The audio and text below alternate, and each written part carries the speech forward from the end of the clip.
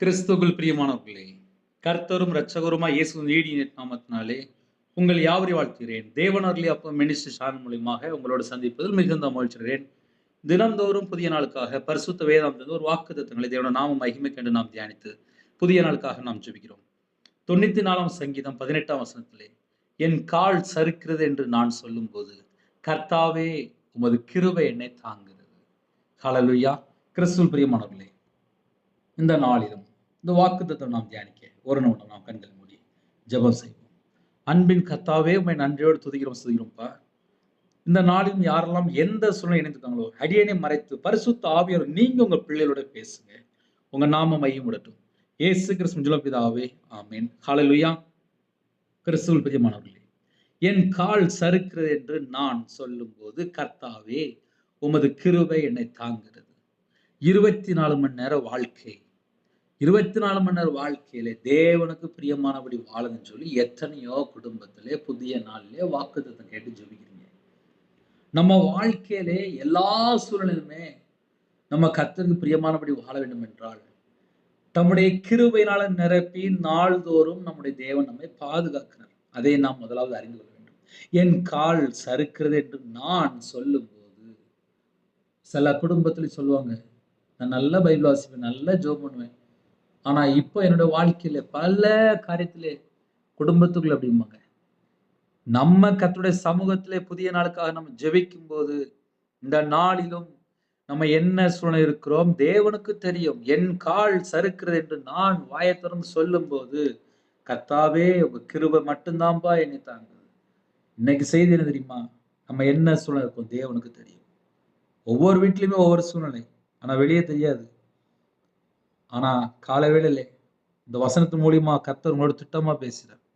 கர்த்தாவே உமது கிருபை என்னை தாங்குறது. அவருடைய கிருபை மட்டும்தான் அன்று தினமும் நம்மளை தாங்கி கொண்டிருக்கு. ஜீவ சுவாசத்தை தந்திருக்கிறார். அவருடைய சாயலாக நம்மளை உருவாக்கி இருக்கிறார். நம்மளை இந்த பூமியில வேறு பிரித்து மனவாட்டியாக நம்மளை ஆயத்தப்படுத்தி கொண்டிருக்கிறார்.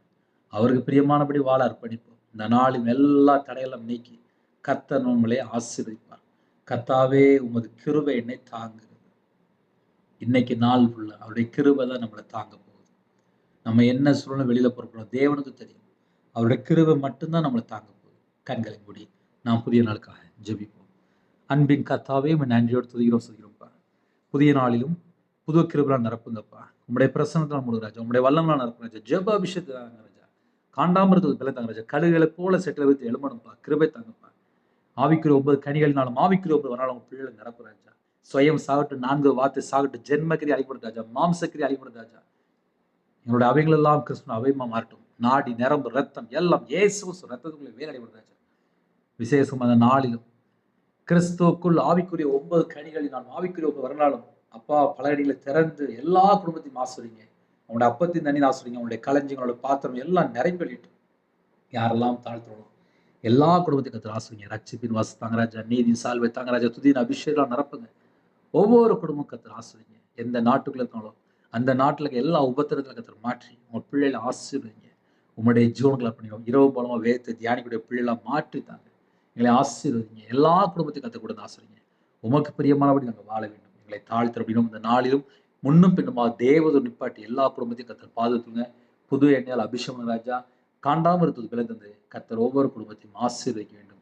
யாரெல்லாம் தாழ்த்தவங்களோ பூமியின் மேல் அக்னியை போட வந்தேன், அது இப்பொழுதே பற்றி எறிய வேண்டும் என்று விரும்பிச்சு வாசம்படி ஒவ்வொரு குடும்பத்தையும் அக்னி அபிஷேகம் நிரப்பி ஆசிரியங்க. கர்த்தர் பொருட்படுத்துங்க. உம்முடைய ஜீவன்களை தாழ்த்தி விடணும். துதிகன மகிமெல்லாம் ஒருக்கே செலுத்திடும். இயேசு கிறிஸ்துவின் ஜீவன் பிதாவே, ஆமென். தேவனுக்கே மகிமையுண்டாதாக. கர்த்தர் தாமே உங்களையும் உங்கள் குடும்பத்தையும் சகல காரியத்திலும் சம்பூர்ணமாக திருப்தியாக கர்த்தர் கொடுத்து ஆசீர்வதிப்பாராக. ஆமென். God bless you. Thanks for watching. Please subscribe our channel. Click the like and share. Click the bell. God bless you.